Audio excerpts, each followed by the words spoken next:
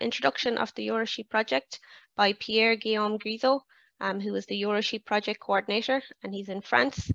After that, we'll have an overview of the New Zealand sheep industry with Jim Ingalls, who is the head of ventures in PAMU in New Zealand.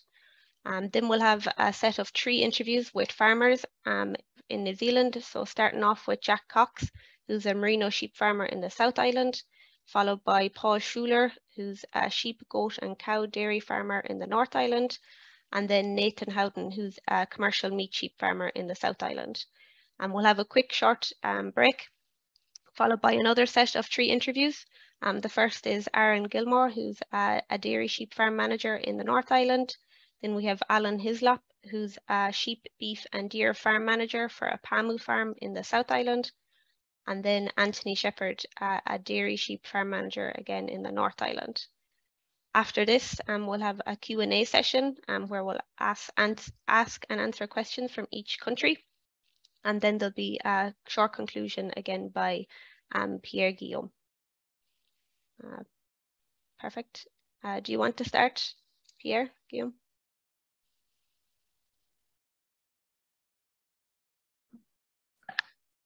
Yes, thank you, Grid. So you should be able to see my screen. Yes. Okay. So yes, first a short presentation of EuroSheep. EuroSheep project is funded by the European Union. It's a H2020 project. And why this project, the context is that sheep farming is really important in Europe, and in particular in the less favored areas. And it play a significant social, economic, and environmental role in those areas. But sheep farming is faced with several challenges: the need for economic viability, dependence on inputs, and need to adapt the system to address climate change. So, and to address these challenges, we think and we saw that animal health and animal nutrition management are key factors which can be influenced by farmers. And good animal health management, for example, it will improve animal performance and reduce the mortality rate. So it will improve feed efficiency and reduce the input of level per unit of product produced. So it help in the viability of the production. And the same for animal nutrition. With a good animal nutrition management, we can have less food input per animal or more product output per hectare. We improve the feed efficiency and we improve the farm resilience and help to address the climate change concerns. So faced to this context, the objective of the EuroSheep project, EuroSheep is a thematic network to improve sheep profitability through health and nutrition management. And the main objective is to have knowledge exchanges between sheep farmers, advisors and researchers, and to widely disseminate the best practices identified during this project and the innovation identified during this project for farmers. We've got two structuring axes. First, the health management, and second, the nutrition management.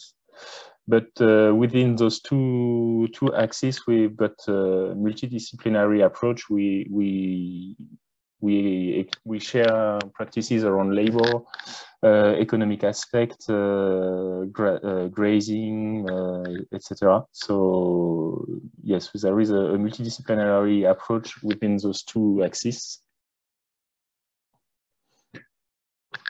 So the network, we share knowledge between 8 countries, namely Ireland, UK, France, Spain, Italy, Hungary, Greece, and Turkey.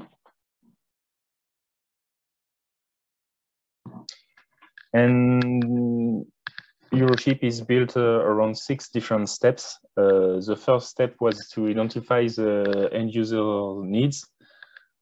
The second step was to synthesize corresponding solutions for those needs from practical and technical knowledge.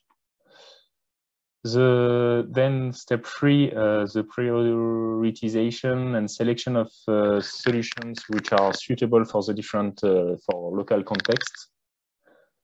Step 4, to have a panel of ready to disseminate solutions adapted in the different local contexts with economic, environmental, and social analysis. Step 5 was to assess the end user's acceptance regarding the different solutions identified and proposed by the other countries. And finally, step 6, to have a definition of a European dissemination strategy and European research exploitation. So now in 2023, we are at the end of this project and we are between step 5 and step 6. We are speaking about European farming, and you can tell me why a New Zealand webinar. So why a webinar on New Zealand sheep production? Because several members of the EuroSheep consortium visited New Zealand as part of another project, so namely Smart Thematic Network on new technologies. So it was an opportunity to interview farmers about their flock management, especially nutrition and health. And today we share this experience with you with the EuroSheep network. And that's it for the short presentation. Thanks. Perfect. Thanks, Pierre. So we're going to go straight into the videos now. So the first one we have is with Jim Inglis, who is the head of ventures in PAMU, which is a state-owned enterprise that have a large portfolio of farms, and they specialized in sheep, beef, dairy, venison, wool, and other enterprises. We'll also be covering some facts and figures of New Zealand in this video. We'll give you an overview of their climate, their land type, and how the agricultural industry has changed over the last number of years.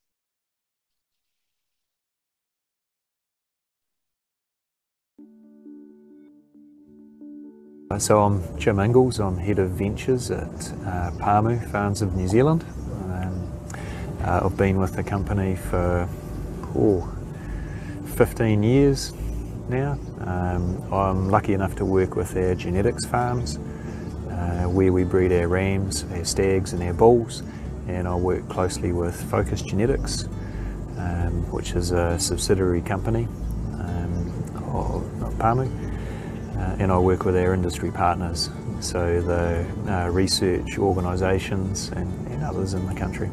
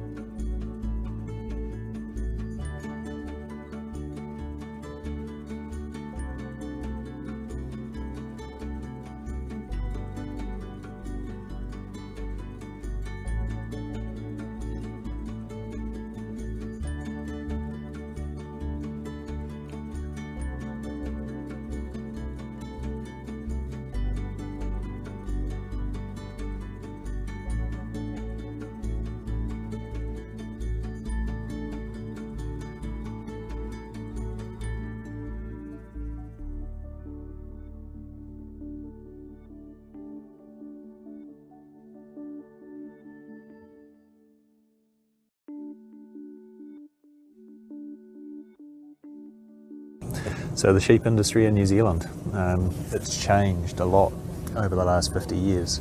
These days we're sitting at 28 million sheep, of which we've got about 16.5 million ewes, plus replacements. So yeah, that's from a peak in the 1970s of around about 70 million odd sheep. Over the last 20 or 25 years, we've very roughly we've halved the number of sheep and we've halved the number of ewes in New Zealand over 25-30 years, and we've doubled the production, so the kilos of lamb produced per ewe. So our numbers have dropped off, but our production stayed flat. Around about half of that gain in productivity has come from improved systems, so maybe more fertiliser, some better fencing, some more efficient feeding, adoption of technology such as pregnancy scanning, and a whole raft of other things around feed budgeting and planning. And around about half of that productivity increase has come from genetics. So our ewes have become more prolific, they've become in many cases more robust, and our lambs grow faster and to bigger weights. So, you know, in the mid-1990s we were averaging a 12.5 kilogram carcass weight lamb, and maybe 25-30% of them went to fat or trimmer or cutter, which is like fatter than the market would like. These days we're averaging 18.1 kilo carcass with maybe less than 4% fat. You know, we've changed the sheep that we farm considerably over that time, and driven largely by markets.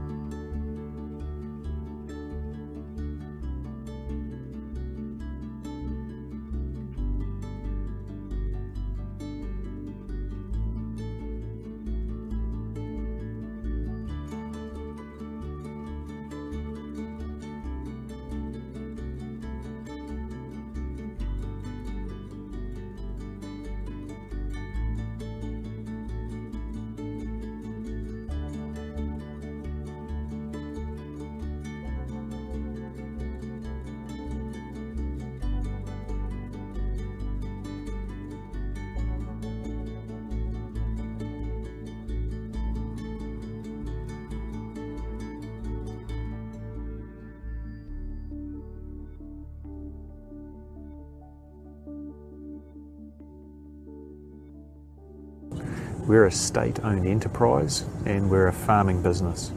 We farm 115 farms the length of New Zealand. Roughly half of those farms are cow dairy farms, and the other half of those farms are farm sheep, beef and deer. We've also got interests in genetics and sheep dairy.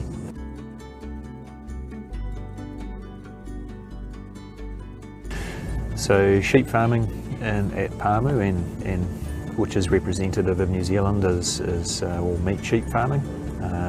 Romney is a predominant breed. They're a base maternal breed, but we have quite a bit of composite crossing in New Zealand as well. We have separate maternal and terminal programs. Maternal programs to produce our commercial replacements. Of the 16.5 million ewes in New Zealand, maybe 1 million of those are merinos or fine wool, and there are probably around about 30,000 or a bit more dairy sheep in New Zealand. Most of the income from our meat sheep comes from meat. Wool, unfortunately, in most instances for strong wool farming, so over 30 microns is costing us more to shear than we return from it. And it certainly is once you include the extra costs of shearing and crutching and parasite control and fly control and all that kind of stuff, and time. So we're looking at other ways to either remove the cost of shearing through hair sheep breeding programs, or adding more value in the areas where we can, so fining up the wool clip to a much more valuable fleece in the areas where we traditionally haven't farmed fine wool sheep.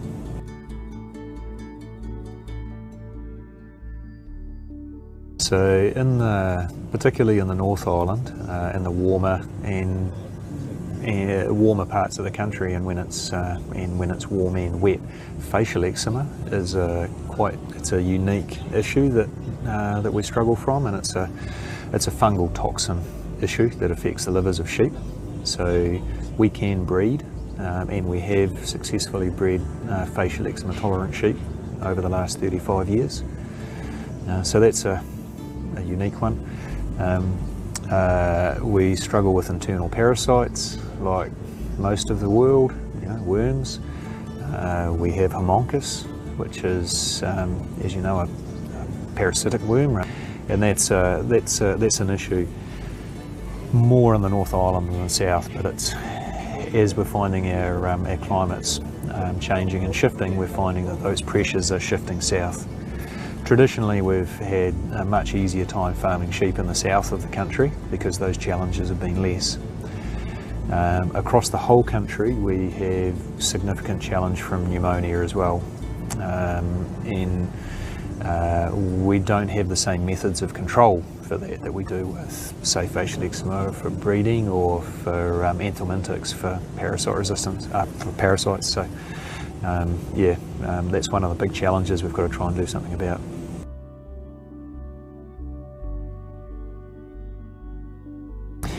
Not feeding our sheep enough. Yeah, it's always a challenge.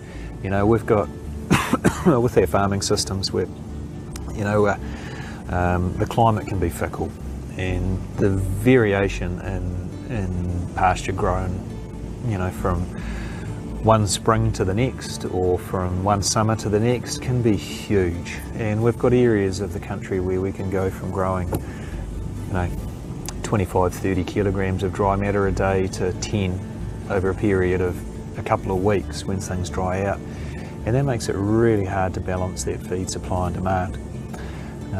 What's compounded that over the last couple of years is like a declining labour force and processing plants in particular. So processing space just puts a bit of pressure on farms. So just getting that balance of feeding in a pastoral system is a real challenge. Knowing exactly how much feed we've got every day and how that's changing, and exactly how our animals are performing every day is a tough ask.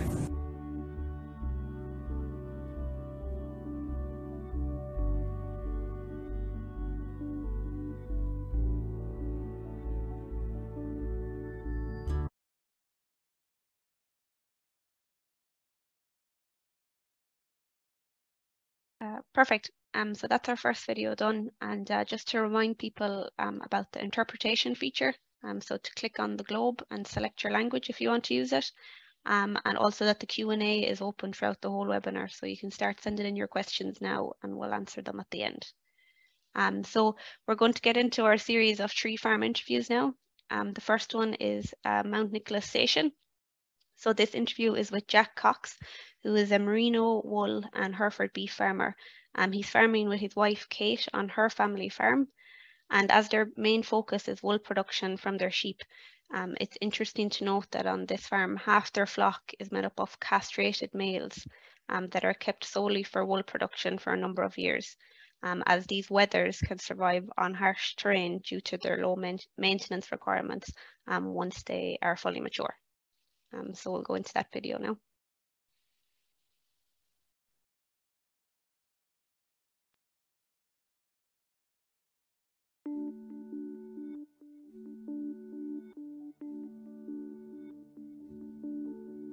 Hi there, I'm Jack Cox. My wife and I farm farm here on the edge of Lake Wakatipu near Queenstown in the Otago High Country, and this farm's been in her family for about 45 years.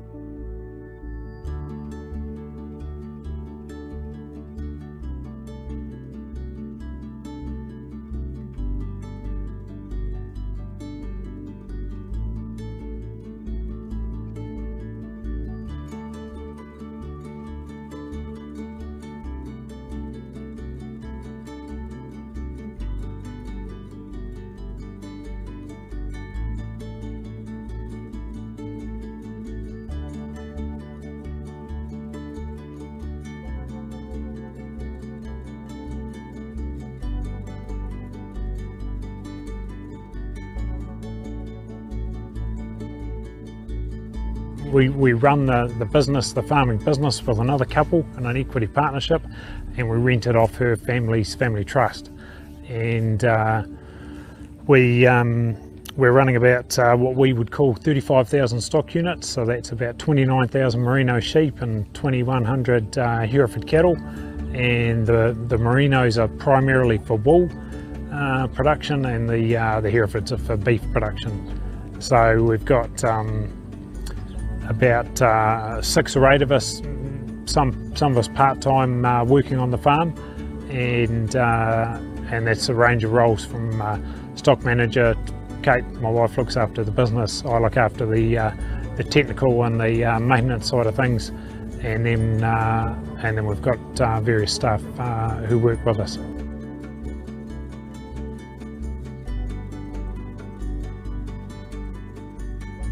We're all 100% merinos, and they're very different to most sheep around the world, in that the focus of them is wool production as opposed to meat production, and they produce a fine wool of about 18 micron. That's used for apparel, for suiting, through to what's called active outdoors, so jerseys, underwear, jackets, that sort of thing.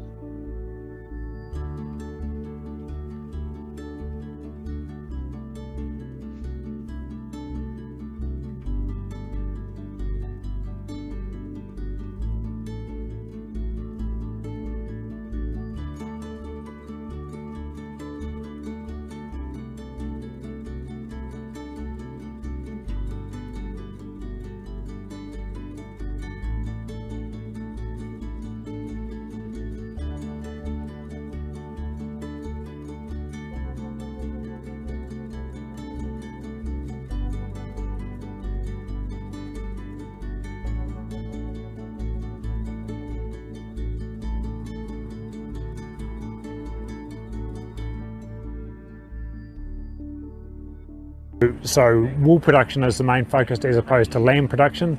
Lambing percentage would be in the 80s, so quite low relative to most crossbred or meat-focused sheep, but you know, close to adequate for a wool producing sheep. So about of our 29,000 sheep, about half are castrated males, wethers, and half are ewes. And reason we run those wethers is because they're running on a class of country that wouldn't be suitable for a pregnant ewe to run on. So it's either too high in altitude, or it's the feed quality is too poor to run a pregnant female on.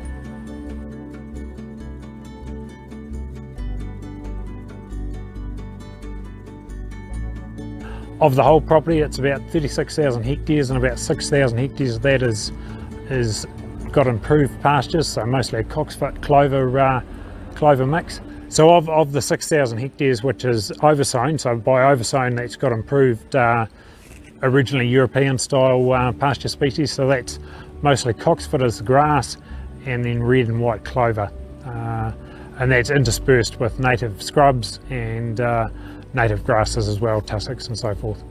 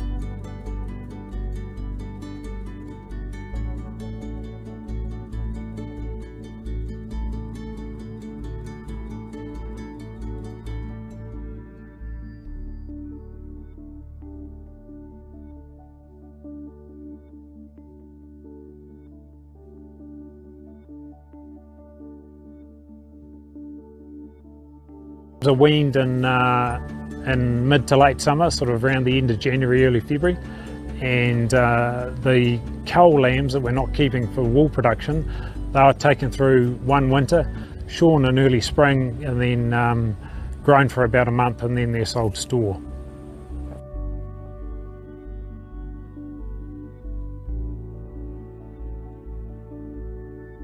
And so the main health issue with merino sheep in this environment is internal parasites and foot problems, foot rot. So to manage that, we use drenches, anthelmintics for the internal parasites, and then foot bathing, preventative foot bathing with formalin and zinc sulfate.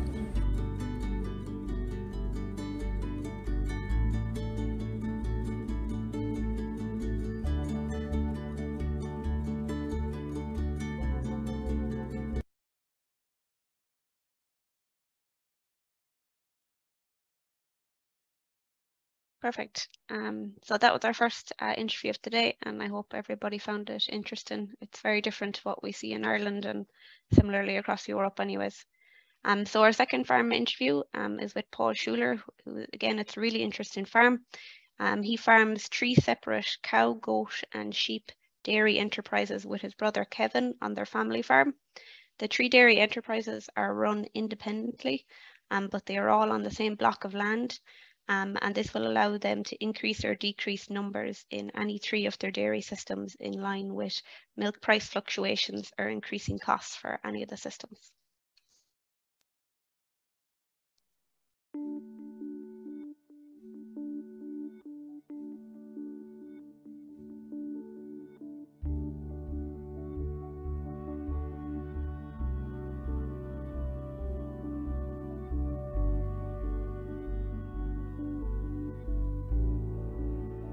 Hi, I'm Paul Schuler. We're here at Tiaraha West, which is in eastern Waikato. My brother and I, we farm this property together. It's 236 hectares of mostly flat and cultivable land. The land was originally, my grandfather came here and grandmother came here in nearly 100 years ago. My grandfather was come out from Switzerland as a little boy, and they originally settled on 100 acres here. Over the subsequent years, we've managed to buy adjoining bits of land, and Kevin and I are 2 of 6 children. So our elder brothers and sisters, they've gone and done their things, and it's just Kevin and I farming here now. So we farm, of the 36 hectares, is about 215 hectares effective farmland, and of that 105 is currently milking dairy cows, 60 with dairy goats and 60 with dairy sheep. So each farm has its own separate milking shed. They all happen to be about 40 a side herringbone milking systems, which is swing over parlour. So yeah, 40 sets of cups in each shed, for simple description. The cow farm this year is in the middle of calving 320 cows in the autumn, which is a bit irregular for New Zealand farming systems. Most farming systems are calve in the spring, and we winter milk 380 cows, so we top up our what's needed beyond the 320 that calve with purchased in cows in the autumn. And then that has 2 full-time staff and obviously casual assistance during calving and over weekends. The sheep farm has 1 full-time person but requires 2 to milk, so we have casual labour come in to help with milking. And then the goat farm has 3 to 4 full-time people, but similarly over kidding and busy periods we have a lot of staff come in. We try and kid in the school holidays, so then we've got children to do the work, help us out, and it fits well. You know, the small nature of a goat, kid and school children, they seem to go really well. Similarly with lambs, so we then try and lamb the bulk of our lambing at a time when which the local school children can come and help us out. So benefits everyone that way, gets them kids working and gets the job done and pleasantly.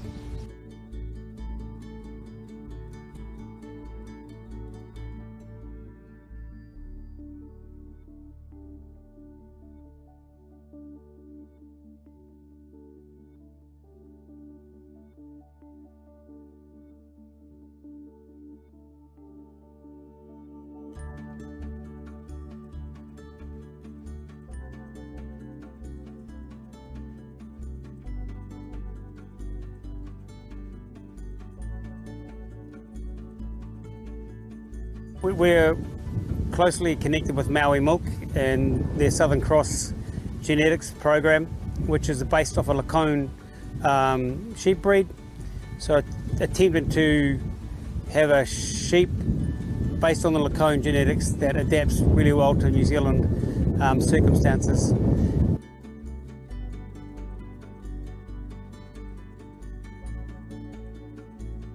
We are just about to put the ram out. I think the ram's due to go out on the 24th of February, which should give us 5 months, less 5 days. About the 20th of July, hopefully, the ewes will start lambing. And this year we'll lamb we made our hoggets to lamb, well, lambs to lamb as hoggets. So the ram will go out to them in the first or second week of March to lamb in the first or second week of August. The key there is getting them up to a good weight to be able to hold to the ram.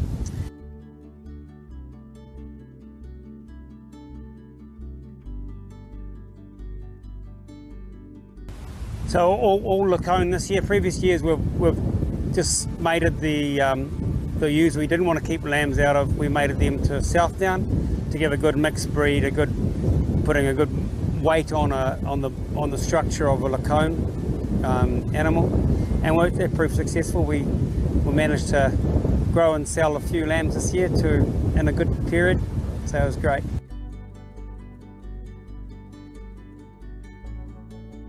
So what we typically do is we'll leave the lamb in the paddock with the ewe for 3 days, and we shed every day.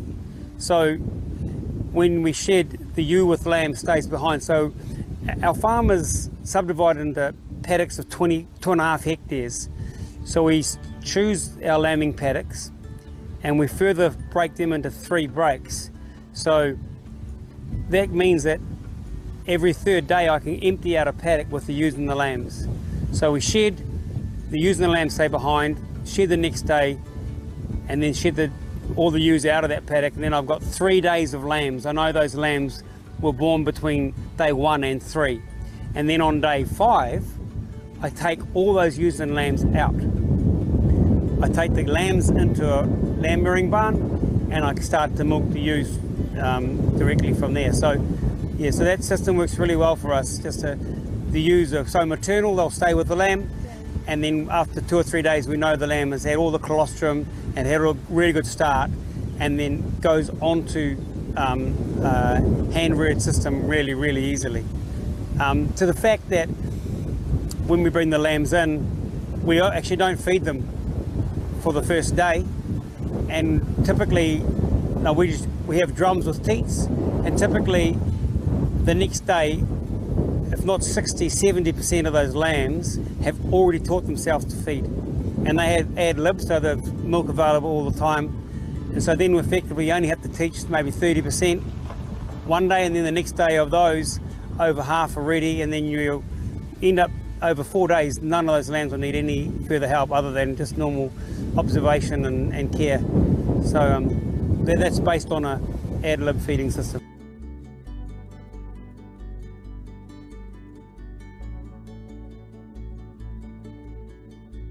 Typically try to get to a good size, 18 kilograms sort of live weight before we start weaning, but that will probably take 7 or 8 weeks. Yep. So from the start they've got water, they've got straw, they've got meal as well. So trying to encourage them onto harder feeds and grass, so they have access to grass from the start too.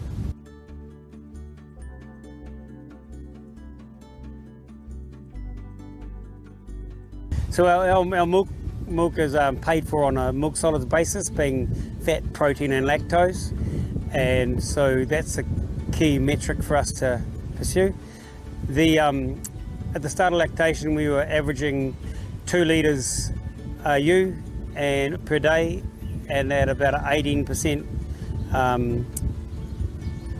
lactose solids content, which is about 0.36 solids AU, and that would we held that peak for probably a good month, and then over the subsequent months has declined, and we have got now down to whether just over a litre a ewe, but the solids content is nearly 20%. So we've come down from 0.36 solids down to 0.2 solids roundabout figures. So we lamb in end of July, early August, and then we actually dry off because the milk factory won't pick our milk up anymore, which is April, late March, April. So we actually haven't had the opportunity to see how far they can milk to. So annual budget we're trying to achieve at the moment is 50 milk solids per ewe per year, and I think that simple math that might work out to be about 300 litres. I do believe that as we get better genetics and the factory, the milk processor continues to pick our milk up later, we'll get longer lactation, and we've had feed and ewe condition to keep milking longer, but at the moment we haven't had the opportunity to milk beyond that.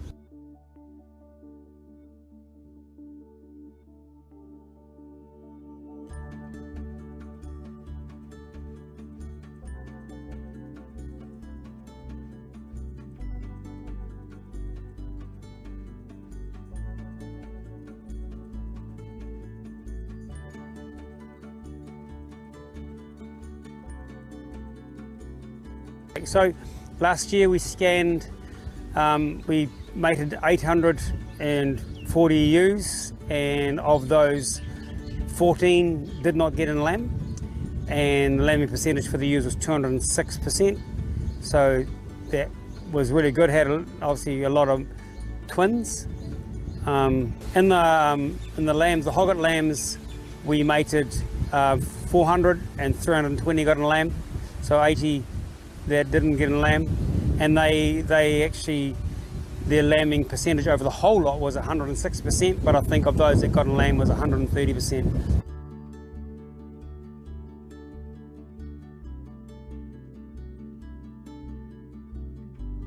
The question is health issues for our sheep, and I won't isolate it to one. Every day our principal concern is lameness, and what we've got a animal that's probably bred and designed for an arid or semi-arid environment, living in a very temperate and moist environment. So lameness is our biggest issue. So that we found the best way to combat that is with regular foot baths and then regular hoof trimming. The other particularly difficult disease in this part of New Zealand is eczema, facial eczema, and that becomes an issue in the late summer, early autumn with moisture and fungal growth. So to combat that, we actually use zinc bullets, and that was yesterday's job.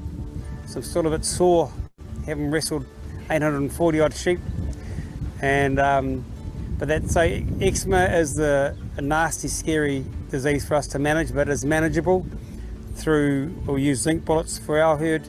Others add a zinc product to their meal. Also the use of the chicory pasture that dilutes the problem of eczema as well.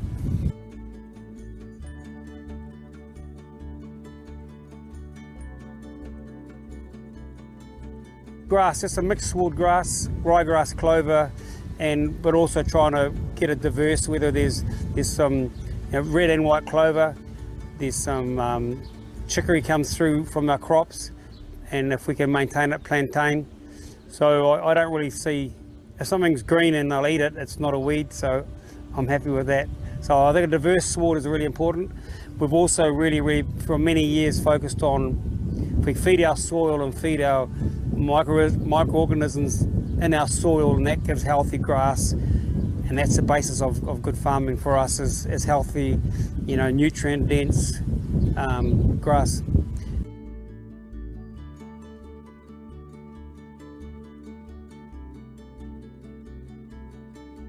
So I think for us, having good subdivision, that we can control pasture with, manage animals on specific areas and on specific rotation lengths, and to manage quality of grass. I think that's our most important thing. Must be said, a milking shed with a milk better than hand milking sheep. So.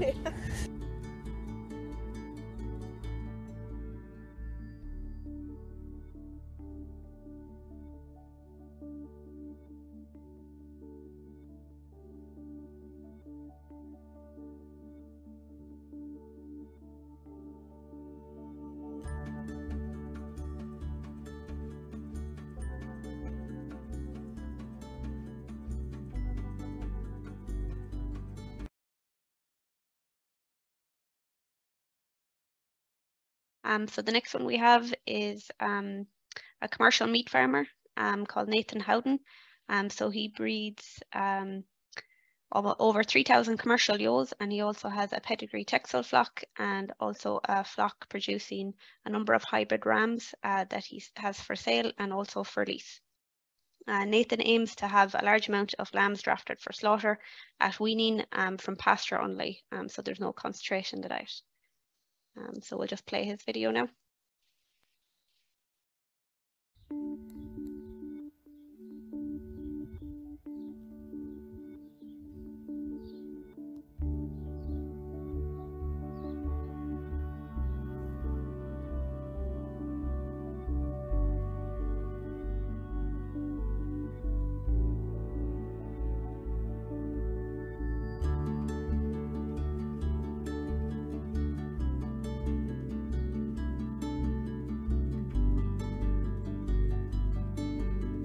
I'm Nathan Howden.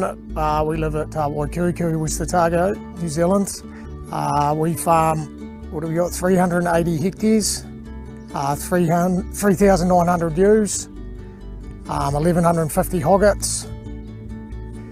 We run Romney Texel ewes. We have a stud as well, which contains Texel ewes, Gentech ewes, which is half Romney, half Texel. We breed Charolais rams, Baltic Charolais plus Texel Pole Dorsets.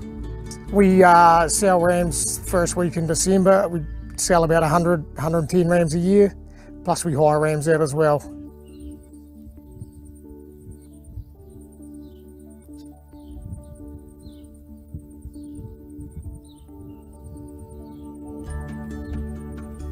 We start lambing first lot, we call it the B flock. They start lambing on the 1st of September. Then the next lot, which is the A flock, they start on the 10th of September. And then the hoggets, they start on the 5th of October. Weaning is pretty much split here. We like to call it skim drafting a lot. We take our first lot of lambs off about the 30th of November. Then we'll have another lot with the old ewes on the 5th of December. Then the next lot, we do all the white-faced maternal ones on about the 12th to the 15th. And then we wean our terminals all on about the 20th to the 23rd of December. And then hogget lambs are weaned at the end of January.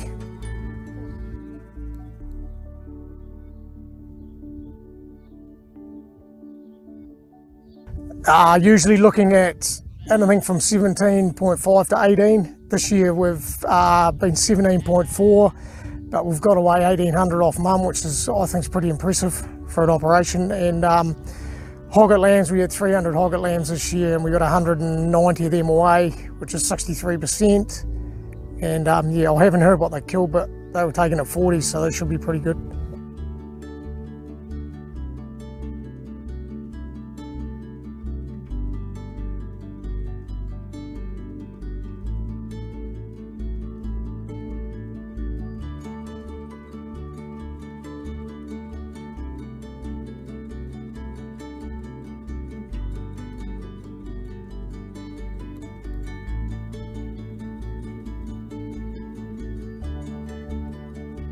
The pastures on the property is mainly just ryegrass mixes, but we are putting in lamb finishing now. We put about 13 hectares of leafy turnip in now.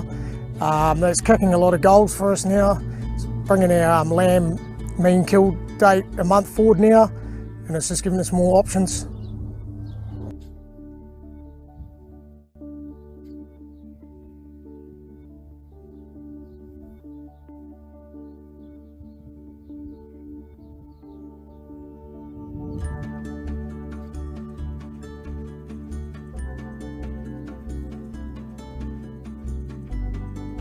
Probably the main concern going forward is the fly situation.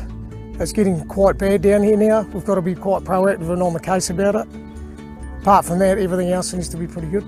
We use Mago on the ones we treat here ourselves, but otherwise we get the dipping contractor in, and yeah, they do it their way.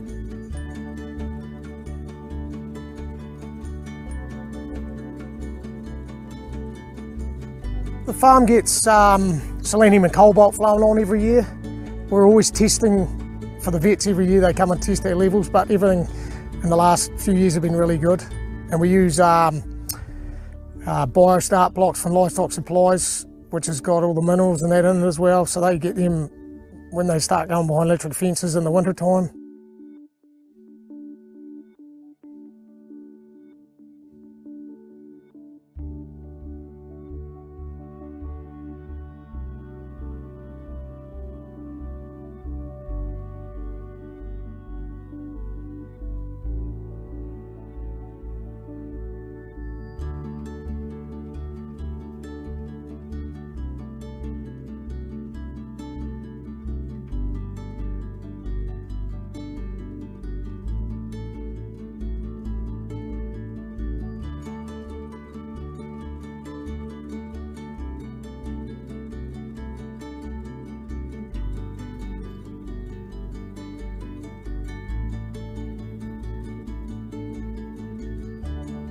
Probably the bit of equipment that for me is, but it's probably not equipment, is probably the leafy turnip situation. Without that now I just don't know how we'd be finishing a lot of lambs. It's just added another benefit to our operation. Big asset. Yeah, big asset. And I suppose dogs are as well.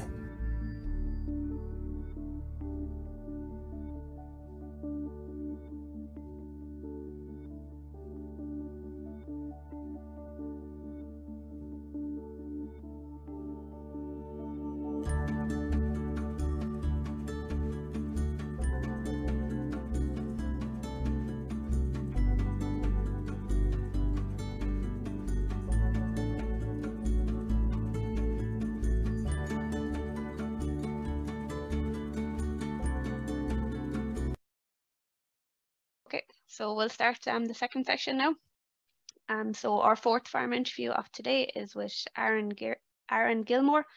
He's the farm manager at one of the Spring Sheep Milk pilot farms. Spring Sheep Milk is co-owned by PAMU, the state-owned enterprise that we heard from earlier with Jim. They have 14 supplier farms for the sheep milk, and all the milk is processed into powdered infant products.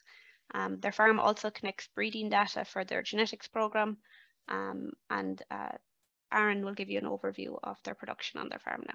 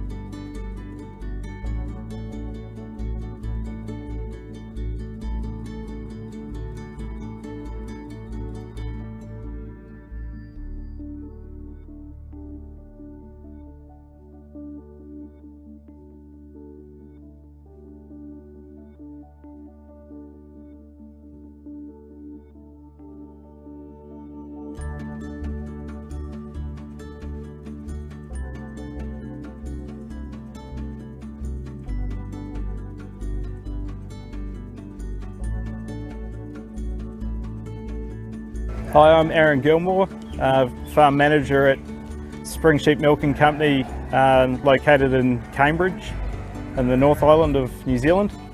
We're running a mob of 850 milking ewes, a Zealandia breed. The farm is the main genetics farm for Spring Sheep Milking Company. We're running a 24-a-side herringbone milking parlour.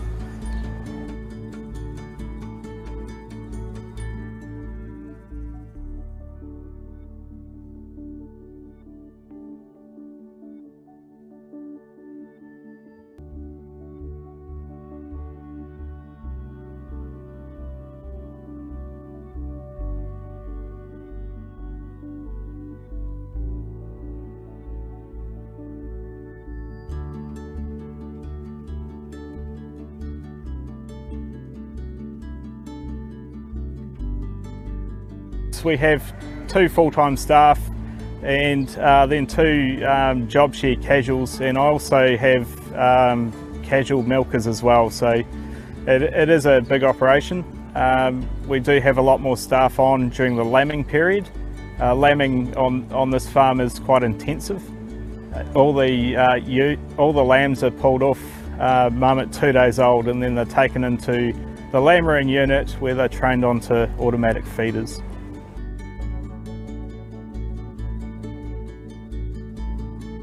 On this farm, current point, we're getting ready for mating. We've just started to put out teasers into our milking mobs, and then further down the line we'll be introducing the rams. That's with our mixed stage mobs. Our hogget mobs, we will be doing AI with them this season, and that'll be the process will be starting in the next week or so. Our first AI date will be around the 15th of March, and we'll go from there, and then rams will go out with them later on in the process for any ewes that haven't conceived in AI.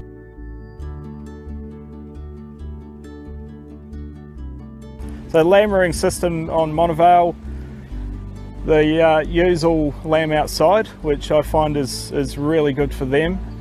They can find their own space and have their lambs, and it's a stress-free environment. After 2 days old and the lambs are nice and healthy, they'll come inside to a lambering unit where they'll be reared and trained onto automatic feeders. They'll stay on the automatic feeders until weaning point, and then they'll wean into the barn onto silage and grains and different feeds like that. So with the ewes, right after the lambs come off, or the day after lambs come off, they're coming into the milking parlour, and they have a 4-day colostrum period before we can put the milk into the vat.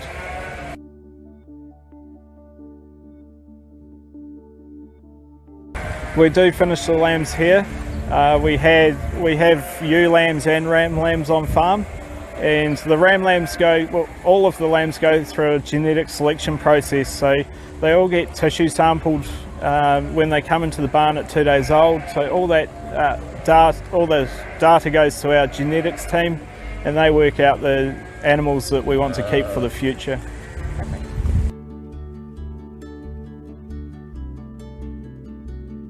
These ewes are outside all year round unless it gets really dry. I do have a big shed on farm that I can utilise if we have no grass.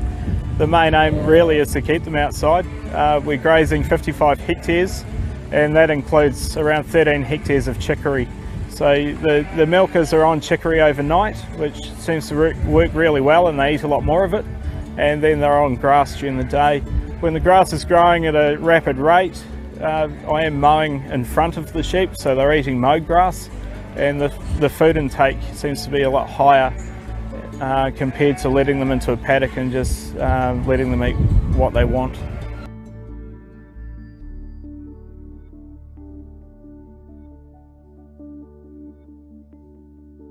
I guess there's a few health challenges with dairy sheep. One of them would be feet. I think every dairy sheep farmer would say the same sort of thing. Lame sheep, foot rot, all the things that goes with them. So the way we overcome it is be proactive on foot trimming and also running them through the foot bath. We run our milkers through zinc, so they'll go through there on a Monday, Wednesday, Friday, and we also draft off sheep on regularly to foot trim and get them back up in order again.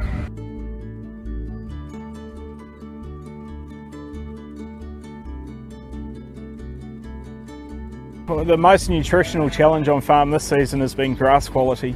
It's been extremely wet on farm and the grass is growing really fast and you can't keep up with it, so we have been cutting a lot of silage, and the reason that I've been cutting so much silage is to get that quality back so we can get back into it with the milkers and hopefully produce some good milk.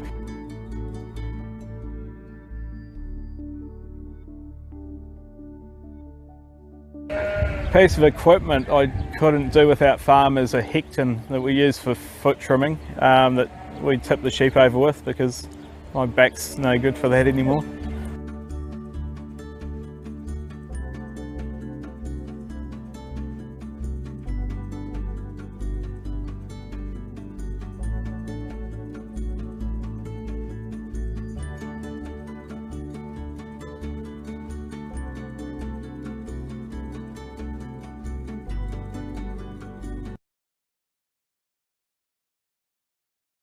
Perfect.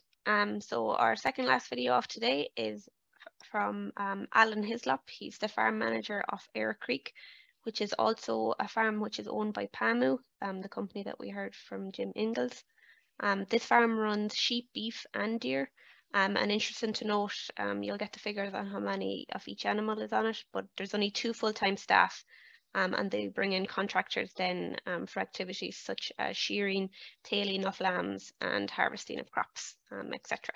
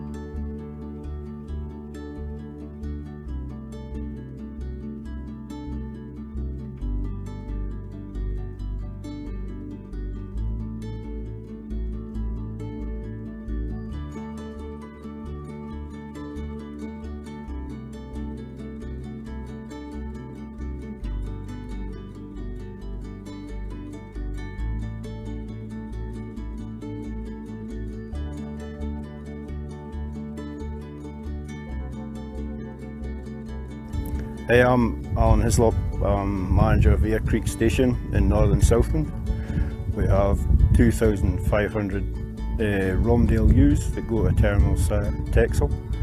We have about 1,400 hinds and 300 beef cows. And the place is about 1,600 hectare total. We use a set stock and we're usually lambing September.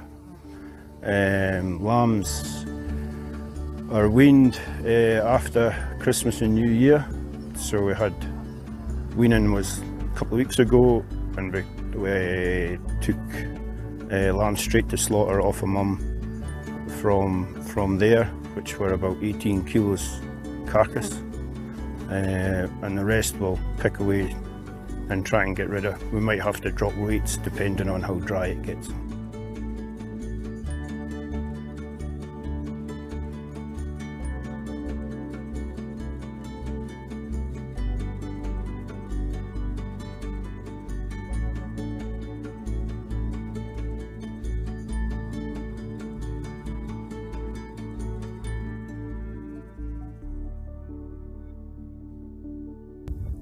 Don't have an awful lot of main health issues. The main problems would be the environment, so making sure you've got enough feed, cut silage or baleage or crops in for the winter, and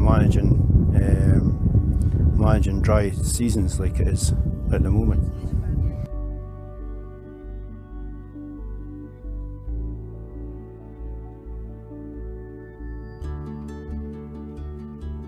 We buy in replacement ewes off other Landcourt farms.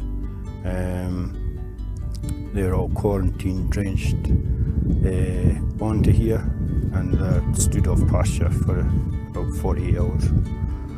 Vaccination for sheep, they get they'll get a Comfy and Toxovax, the younger ewes before tupping.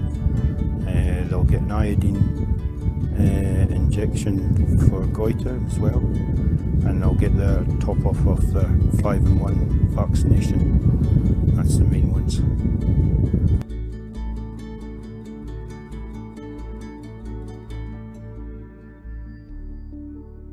The whole farm is very well set up with raceways and tracks. You can get around most of it on a side-by-side. So between the side-by-side and the dogs, you can get everything in.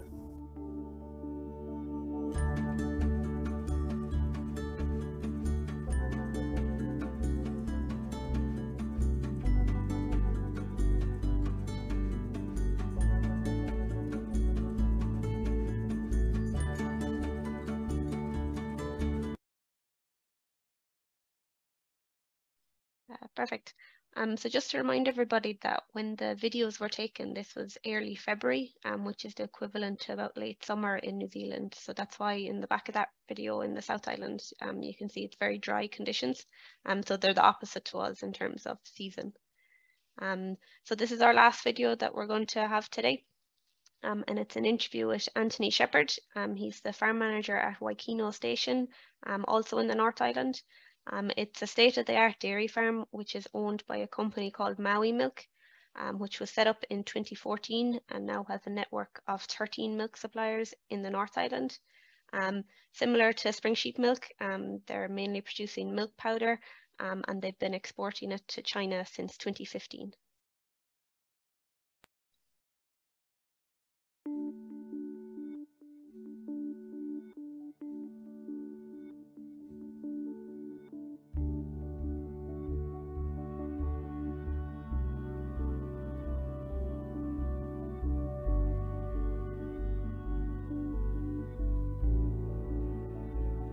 Hi, my name is Anthony Shepherd and I'm the farm manager for Waikino Station here at Maui Milk. I've farmed dairy sheep for 6 years total now. We milk 790 sheep through a 64 rotary, farmed on 170 hectares.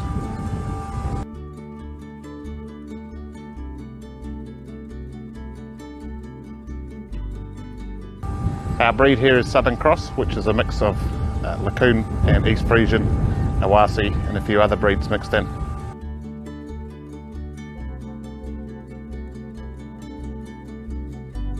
We have 4 full-time staff plus relief milkers. We start mating in February and March. Predominantly we AI the first cycle. That's using frozen semen, and we use laparoscopic AI. We then follow that with a ram. That'll give us lambing dates of end of July, start of August. We lamb triplets, quads inside, and the rest of them will lamb outside. The triplets and quads and the hoggets will be on the TMR system, the rest on just pasture with concentrates added when required.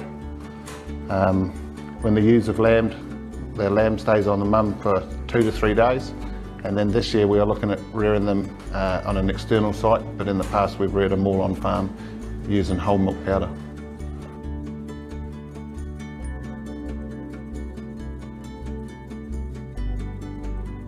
So after the triplets and whatnot have lambed inside, then yeah, we're a completely outside grazing system. We have lucerne available from sort of mid-October, 20th of October. That will last all the way until June, and then the chicory started in October. That'll go through till March. They're outside all the time. Generally on a 12-hour grass system and then a 12-hour protein. If the protein hasn't kicked away yet, we'll just be 24 hours on grass. New break every single 12 hours after each milking. The key to dairy sheep is a short rotation, so they don't want long grass. They eat completely different to a cow. If you look at the way like a cow will grab with its tongue, whereas the sheep will be its teeth. So the basics, basic principles like that. We can measure grass. We can make feed wedges, and the thing with these animals here is they just constantly want the best of everything, whether that's a high energy feed or just a high energy, tasty forage. It's just the way they are. Yeah, supplement the parter at the moment. We've got quite a high carb concentrate pellet. We can pick and choose how we get that manufactured. It's easy to get 10% protein put in there, 20%. It's quite, and it's highly palatable, which is the number one thing. Yeah, so milk production per ewe, we're on course for getting close to 400 litres per ewe, coming from about 120 litres per ewe, say 6 to 7 years ago, working on about a 5% genetic gain every year. And of course, we're always modifying and fine-tuning the way that we farm these animals as well, so it's all out into a pretty rosy future. At the moment, what are we, 8th of February, milk solids percentage of about 20.32, fat 8.08 and protein 6.75. Lactation length is sort of 180 to 225 days is what we're looking at. These animals will do 75% of their production in the first 105 days, so that's quite a good thing for these ones.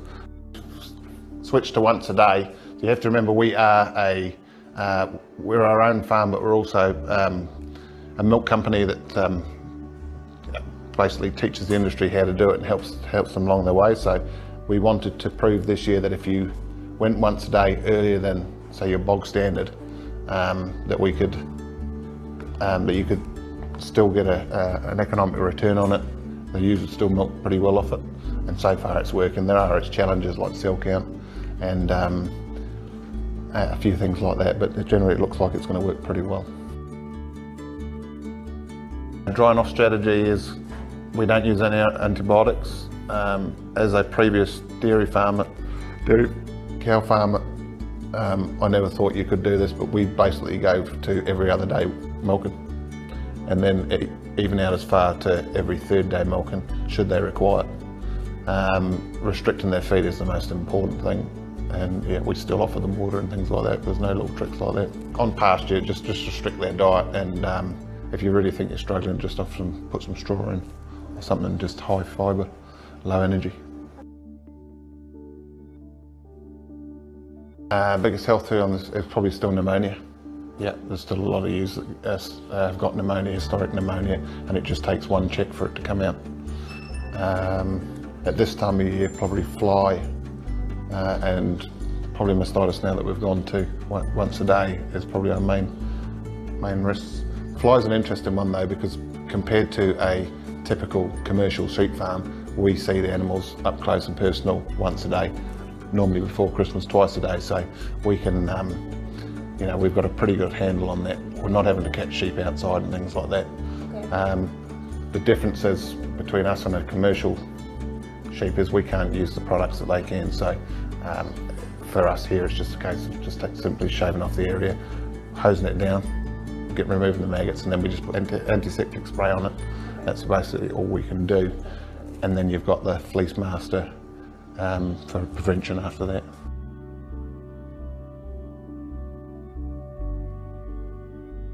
The biggest nutritional issue with these girls is just their fussiness. That for me, really. Yeah, honestly, yeah. It's letting stuff always having to be onto it with the feed. Yeah, they don't want long grass. Anything that gets mature, they just don't milk very well off it. They're fussy towards it. Everything's just got to be highly palatable. Probably my dog. Yeah. They don't necessarily get dogged to the shed, but just the presence of a dog, especially when you've got an animal that's so curious.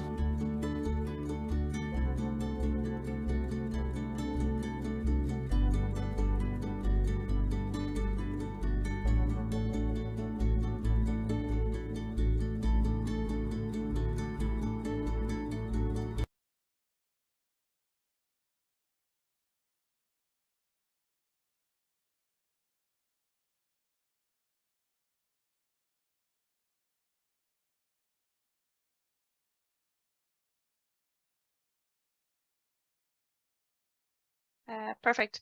So that was the last video that we had from Anthony. And just some quick conclusions that we had from the trip over there from the meat and dairy industries.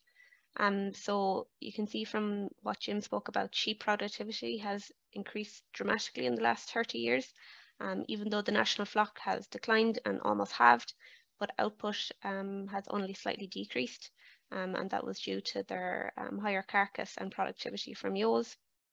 The scale of farm sizes compared to Europe is huge in New Zealand. The farm sizes that we've seen in terms of hectares and also the numbers of sheep. And then this is also seen from very high efficient labour on farms. So we saw examples of 2,000 ewes managed per labour unit. And that is also all down to lambing outdoors, making it a simple system, grass-based. They're very market focused. So New Zealand's very self-sufficient in lamb and mutton. So 99% of their meat is available for export. So they are reliant on international markets. For the dairy industry, so we saw lots of recent investment in dairy sheep farms in New Zealand, all in the North Island. They have an optimistic outlook for powdered sheep milk, especially into the Asian market, and they want to base this on an outdoor grazing system. We saw in the two milk companies as well that they are developing their own new breeds to suit New Zealand, mainly coming from European genetics and Lacoon. But they both have their own breeding plans for both of them breeds, so the Zealandia and the Southern Cross.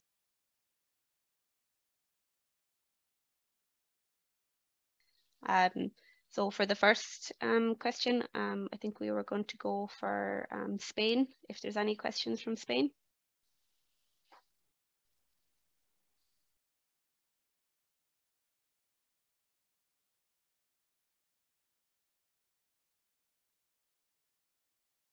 Ina or Roberto, is there any questions from your delegates or any questions from yourselves? Sorry, I was muted. Well, there are not questions from Spain, but we noticed that they were trying to teach other dairy sheep farms, and that they were also starting to do just one daily milking. Yeah. And we wondered about the impact that that practice may have on the yield of high productive breeds.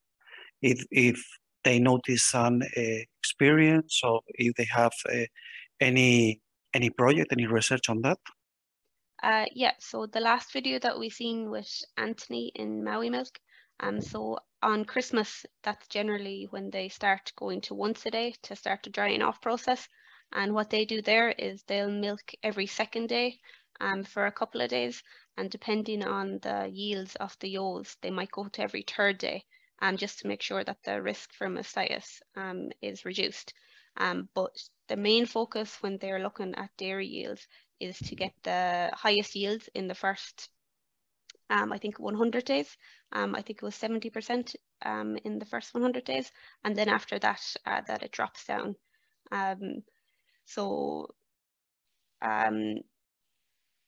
The majority of their milk production is done before Christmas, and then after that in the drying off period, it's not too bad.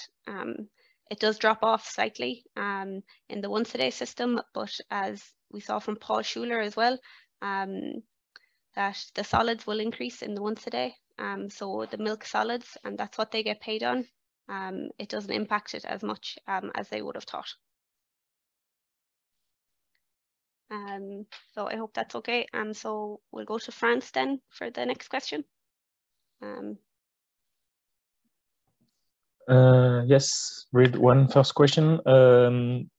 Did they speak about selective treatment for internal parasites in health management? Did they speak about it? Yeah, did they use selective treatment for internal parasites? No, no. It's a big thing that we would have seen in New Zealand is that they're using double and triple drenches with lambs. So a lot of the farms that we've seen for parasite control, they might dose at tailing for all the lambs, and then they'll have maybe every 4 weeks they'll dose again. So they don't seem to be doing a lot of fecal egg count recording, or selective treatments for parasites either. We'll go to Greece then, if there's questions there.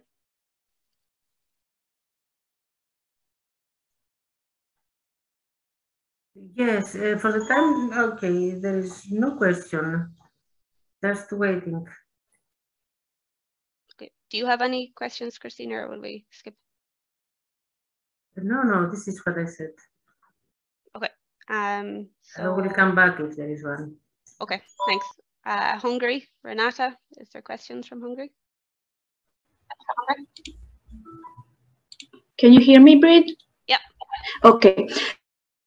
So there was one question from Hungary, one about the chicory. Why is it good for the dairy?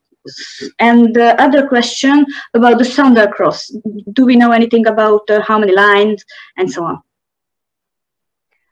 So for the chicory, it's very common to have in New Zealand for dairy and for meat, but it's mainly used in the summer because it's quite drought tolerant and it keeps its digestibility and high quality compared to grass. When it goes to seed, you're losing your quality. So it's particularly important for the dairy that they're having that high quality of feed throughout the summer, which when the drought will impact your quality of your ryegrass swards, that they still have the chicory there.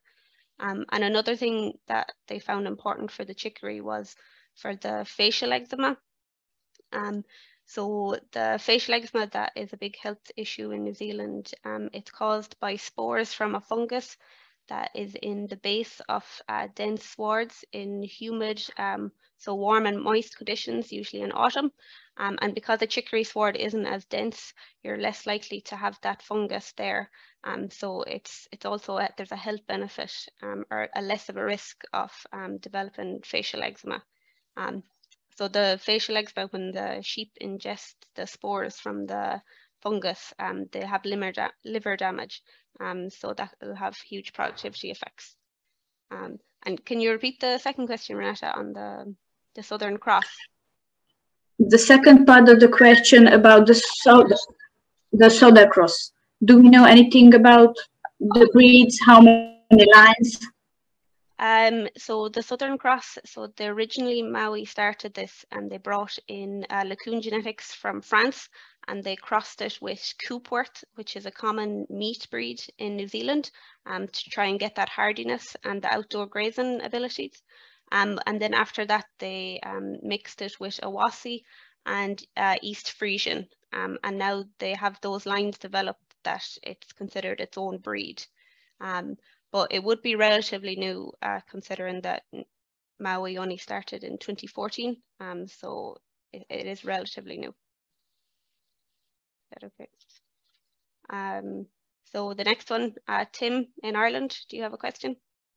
Yes, Breach, there's a question here on breeding programs. What were the farmers' opinion of national sheep breeding programs?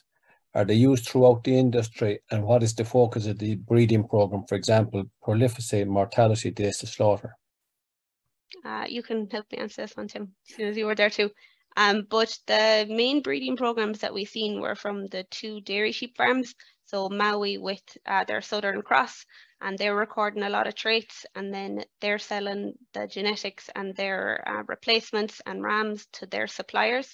So it's an internal producer group essentially. The same with Spring Sheep Milk with Zealandia, their breed that they've developed. So if you want to be a supplier, you have to buy their genetics and their rams, and you can't sell them commercially off farm either. And they're looking at things obviously like milk production, health traits, udder soundness, foot soundness, and things like that. In terms then of meat sheep, so as Jim mentioned, PAMU have a genetics department, so they do research into genetics. And for the PAMU farms, they'll have a number of farms that they will purely genetically select for rams to use, and they supply them then to their own farms. And I think they also supply them commercially as well. Have you any comments on that yourself, Tim? No, that'd be similar, yes. That was it. And then if we were to look at Nathan Howden's farm, who was breeding a number of different hybrid rams, there seems to be a good demand for them commercially. So he was breeding Romney cross Texel, which was quite popular, and he also has Suftex, Dorset cross, numerous other ones, and he finds there's good demand for the hybrid rams commercially. Thank you. Perfect. So next we'll go to Italy, if there's any questions there. Yes. The first is how spread is the consumption of antibiotics in New Zealand, sheep and goat farms, and which strategies are they thinking of for reducing them? Sorry, can you repeat that, Satira? You're a little bit low. How spread is the consumption of antibiotics in New Zealand, sheep and goat farms? How and high? Which strategies are they thinking of for reducing them? So the antibiotic use didn't seem to be very high on the farms, especially for drying off. They're not using antibiotics on either of the dairy farms that we looked at. They're just drying them off naturally. And another thing that Anthony mentioned when we were on the farm is when they're drying them off, like you have to substantially decrease their forage allocation. So that's a big thing, that you're not starving them, but you're making sure that they're not having the same intake possible that they previously had. And they don't find a big issue with mastitis there. They find and even at that, because there's such a long withdrawal, they're not using antibiotics regularly for mastitis treatment unless it's gone to a stage where it's not working well, and the ewe would have to be taken out of the flock. Was there another question, Ciro? Sorry. Yes. Did you understand if they are thinking in the milking system of developing the production of sheep cheese, or are they thinking of producing only powder milk? It seems to be only powder milk. There isn't much a demand in New Zealand for sheep cheese or cheese in general. Their consumption is quite low compared to the likes of Europe. And it's an easier market for them to produce the milk powder. So they seem to be mainly just going for that, and completely the Asian market and the young infant market. They said there's a number of benefits for young children in terms of digestibility of the sheep milk compared to cow milk powder. It's got lower lactose, and the protein is easier to digest for young infants. So they're going into that niche market.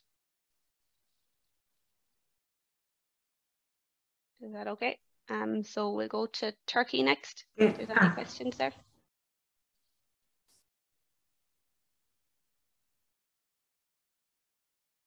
Wait, we can come back to Greece because we have some question now. Okay, back to Greece.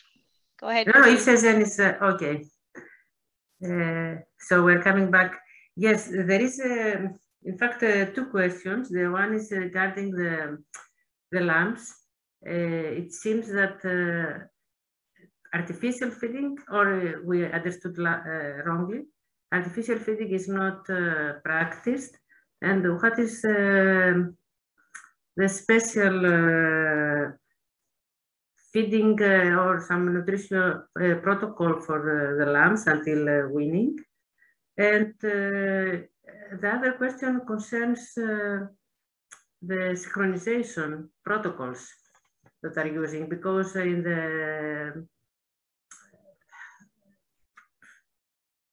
the farms that we saw, the farmers spoke about the ram effect, and the question is do they use also synchronization protocols? Yeah. So the lambs are usually kept depending on the farms that we've seen. So they're either kept with the ewes for 2 days or 5 days. So everything is lambed outdoors on all 3 dairy farms. And then the lambs will be kept with the mothers either for 2 days, 3 days, or 5 days from the farms that we've seen. Then they'll go inside and they will be artificially fed milk either from an automatic feeder or from a bucket with teat. When they're indoors, depending on the farm, some of them they'll have access to grass, but all of them will have access to concentrate and forage. And all of them aim to wean their lambs off milk at 18 kilograms. So it'll depend on their system and the growth rates that they get, but they'll wean them at 18 kilograms. Some of them are finishing them on farm, and then others will go to outblocks or be sold. Then for the breeding program, so for example, Spring Sheep, the company that we saw with Aaron Gilmore, so they're using laparoscopic AI on their ewe lambs, and this they used to be doing cervical AI, but their conception rates were quite low, only 30%, and they're using a CEDAR program plus 9 days plus using prostaglandin, so they're having success with that. It's the same with the Maui milk farm that we saw at the end with Anthony. They're using laparoscopic AI as well. But then Paul Schuler is using natural rams mating from the genetics that is supplied obviously by Maui Milk, as he's a supplier there. I hope that's okay. So we'll go to Turkey then, if Sezen has any questions, or Ekin.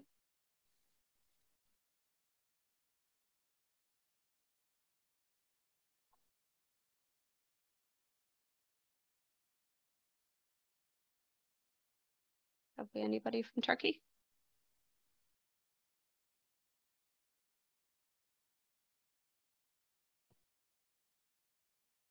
There's no questions so far from our side. Okay, thanks again. So we'll go to the UK then. Claire, have you any questions? Yeah, thank you, Brid. I had a question about asking if the farm we've seen, did they have a lameness culling policy? So definitely on the dairy farms. So that would be a big issue because with flock sizes that big that they're walking quite long distances twice a day. So lameness is a big issue that they would see on their farms. Obviously, like they're using foot baths regularly and foot trimming in spring sheep milk that they have to do. And in their genetics program, they'll select based on foot scoring as well.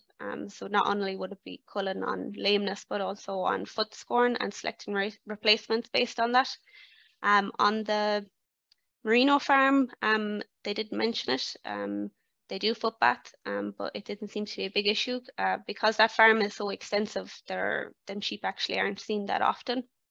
Only in the winter period where they'd be on the lower level of the ground. Nathan Howden, he said it wasn't an issue in his meat sheep farm. And Ayr Creek, they didn't seem to have a problem in meat sheep either. But I would have no doubt that they probably would be culling for underperforming, whether it would come out through lameness or maybe body condition score or underperforming in terms of fertility. Thank you, Brid. So I think we might have time for another round of questions, and then we'll have a quick conclusion by PGG. So is there any questions from Spain? I'll try again. Or if any of the network facilitators have a lot of questions from their group, just let me know. From Italy? Oh, Italy, go ahead, Sergio.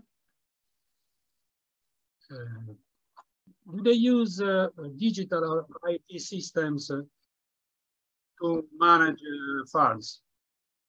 Digital technologies.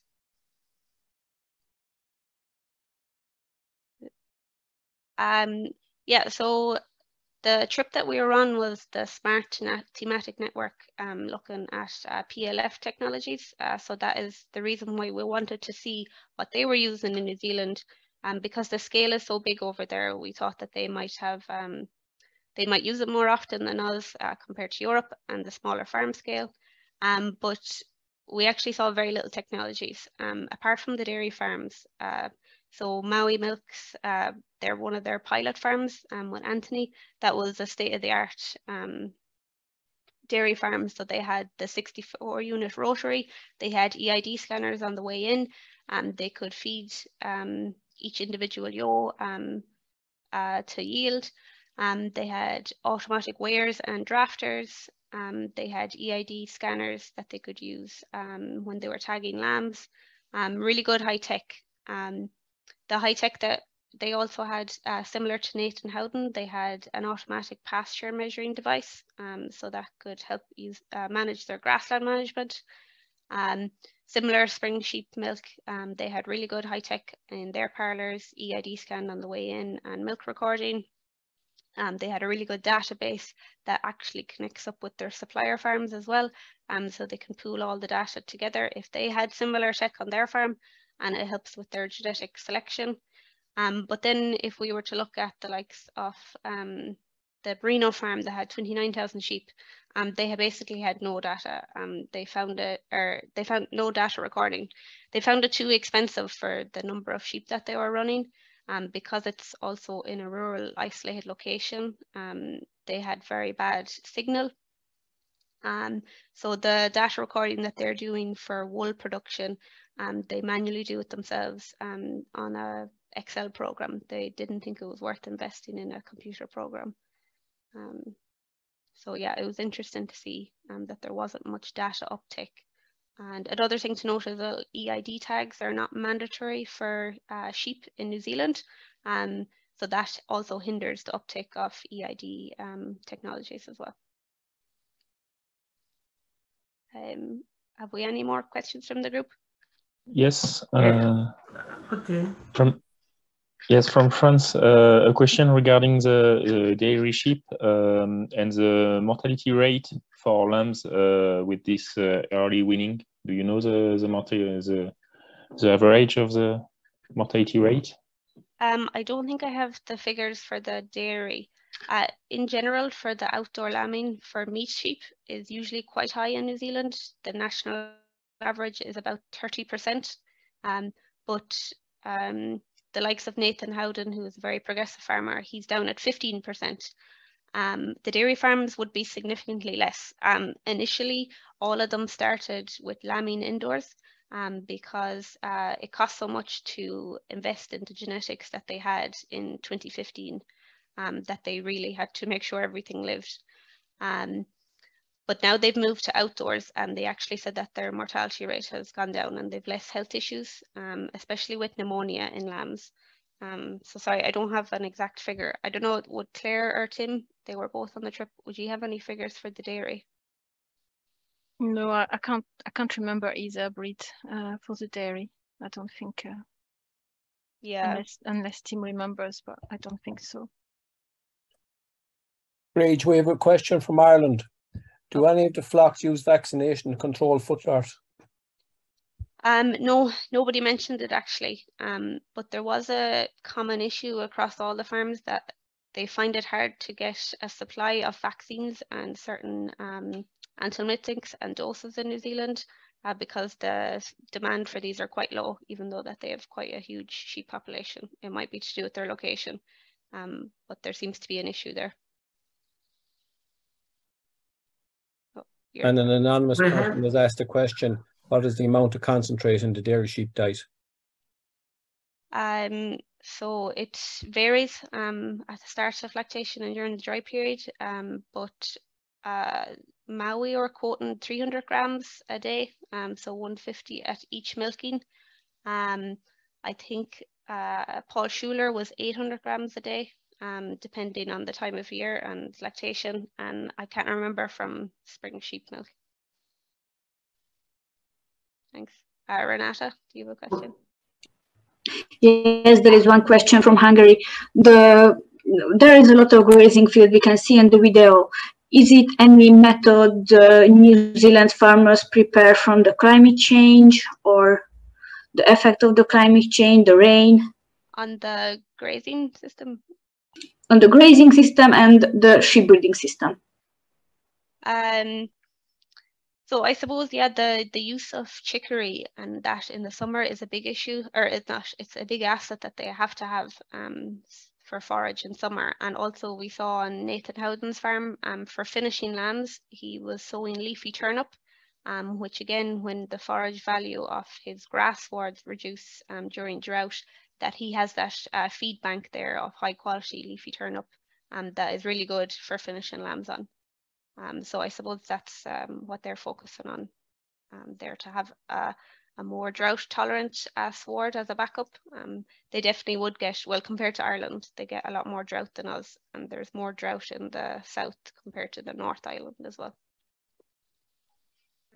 We have also Brady, if I can speak now. Yeah, go ahead. We have also a question from Greece about pneumonia, because it has been stated as an important issue, health issue. And the question is, which are the management measures that are taken for pneumonia? For yes. Yeah. So the incident. So a lot of them think that lambing indoors can be an issue with the dust, with the bedding. So the lambing outdoors, they believe, will help a bit. But to be honest, they think it could be an issue with no assistance at lambing, that there is fluid getting into the lambs at a young age, or stress when they're weaned as well. They think that might bring up a pneumonia issue. They have tried vaccines, but they didn't find an improvement. So they're kind of at a loss, and they want to investigate it more. But they think maybe it's triggered. The main trigger is stress, so maybe that they would relieve that stress, either leaving the lambs with the mothers for a bit longer, or a more transitioned weaning, because that's when they seem to be getting the issues.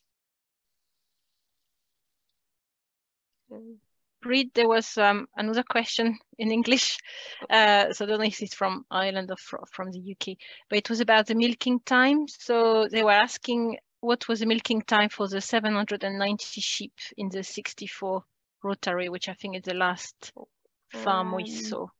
Yeah. Hold on, I think I have that wrote down.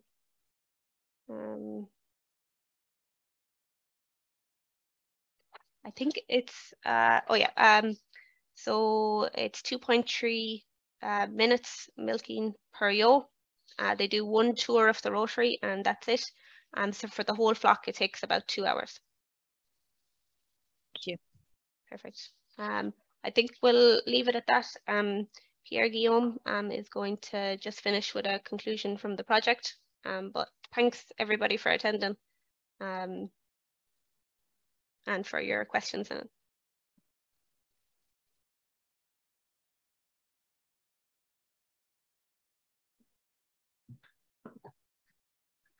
Yeah, thank you, Reid.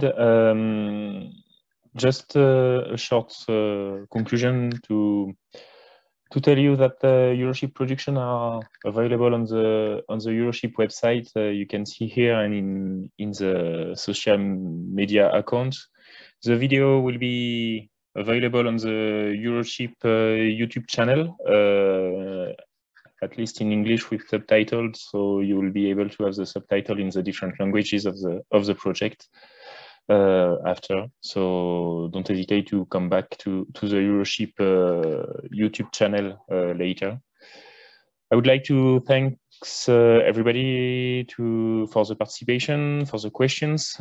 Thank you especially for Brید for all the preparation of this webinar and all those videos. It was a huge job, but a very good job and interesting things. Thanks, Jenna, for all the practical aspects and the connection. And thank you to the SMART project for organizing the trip in New Zealand, and that allowed to have this webinar now in the EuroSheep project. So thank you, everybody. It's finished for today. Hope you enjoyed, and see you in next EuroSheep meetings and EuroSheep events. Thank you, everybody.